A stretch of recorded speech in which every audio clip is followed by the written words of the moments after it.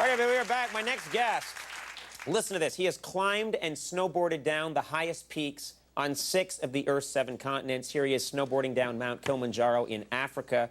Now there's just one mountain left, Mount Everest, which he plans to conquer this summer. Please welcome extreme snowboarder Stephen Koch.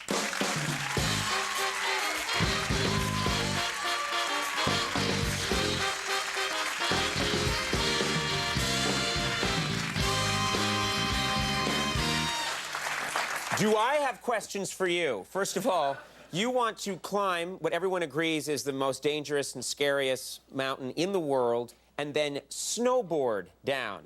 Why? Because literally it's a natural progression for me. I started snowboarding 15 years ago. Right. And I got into climbing to snowboard high routes in the Tetons. Right. And then started doing the 7 summits, and Everest is the highest of the 7 summits. But why not wait till they build a lift? Because eventually there'll be a T-bar or something going up there. You can get cocoa halfway. I mean, you're going to climb the mountain, which everyone agrees is extremely dangerous, and then snowboard down. And also, you're not bringing oxygen. Most people who do this, climb Mount Everest, bring oxygen because the air is so thin up top, and you're going to do it without oxygen. It sounds like you're just making the odds impossibly high. Well, Everest has been climbed several times without oxygen. So the precedent has already been set that way. Right. It's actually been skied without oxygen, snowboarded without oxygen. Oh, so you're saying, so someone has snowboarded Everest before? Yes. And how's that person doing? Well, one of them's alive and one of them died trying to snowboard it a second time, actually. I mean, people are laughing at that, which is weird, but I kind of understand it, because you're saying, well, you know, 2 people did it and only 1 died. I mean, when I hear odds like that, you know, if before I got on an airline, they're like, you got a 50-50 shot. You're like, oh, all right, I think I'll walk it.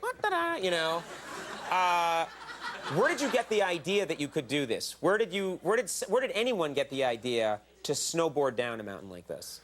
Well, the people who snowboarded it before, I believe, got it through experience, you know, and through, you know, standing on the shoulders of the people who went before them. There must be one person who first climbed a mountain, and then it was time to climb down, and they went down a slightly different way. Well, in 1986, 2 Swiss gentlemen climbed Everest in a couple days and then butt glissaded down in like 5 hours. And butt glissaded means sliding on your butt in a controlled manner. I got the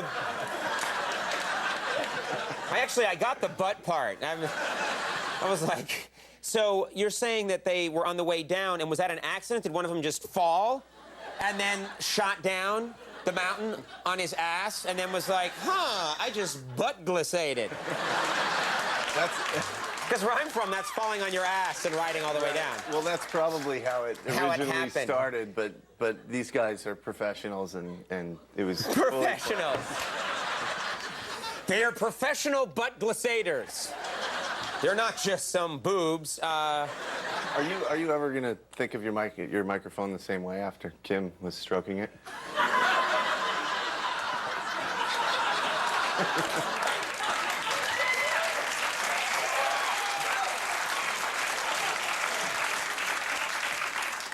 It has not been out of my mind since I'm actually not listening to a thing you're saying. Oh, 50% chance of dying. Well, see you later.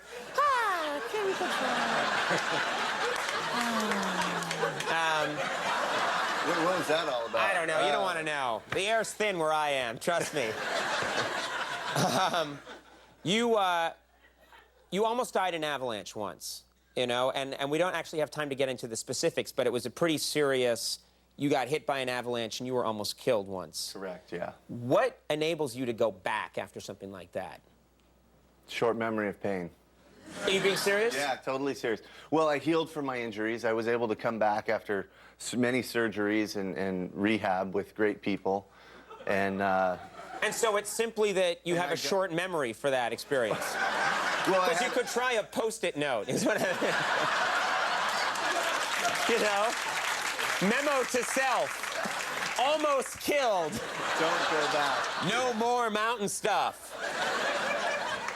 That's interesting, though. Is there anything that you fear? Because you seem to me like if you could do this, that you would be a fearless person. What do you fear? What do I fear? A lot of things, actually. Really? So Yeah. there are things that scare you. Give us an there example. are. Wearing a suit. Really? Yeah. Wow. Yeah, being in, you know, public speaking. Breaking up So, with... so to you, I'm just an amazing figure. You are. Wow. Yeah. Yeah. We live out on the edge, Stephen. You'll never know what it's like. Only me and Bessie Lou know what it's... Yeah, don't touch that! You can't touch that! Well, when you give it a she name... What do you think it says, Canada? Come on! I mean, if you called it Richard or Think back to monologue, all right. Unfortunately, we're out of time. If you want to know more about Stephen's 7-summit quest and keep up with his progress on Everest this summer, check out StephenKoch.com and SoBeBev.com. I really like you, so I wish you the best. And I hope that if this all works out well for you, you'll come back and tell us what happened. Well, thank you. I like Very that. cool to have you here. Stephen Koch, everybody. We'll take a break. We'll be right back. That was great.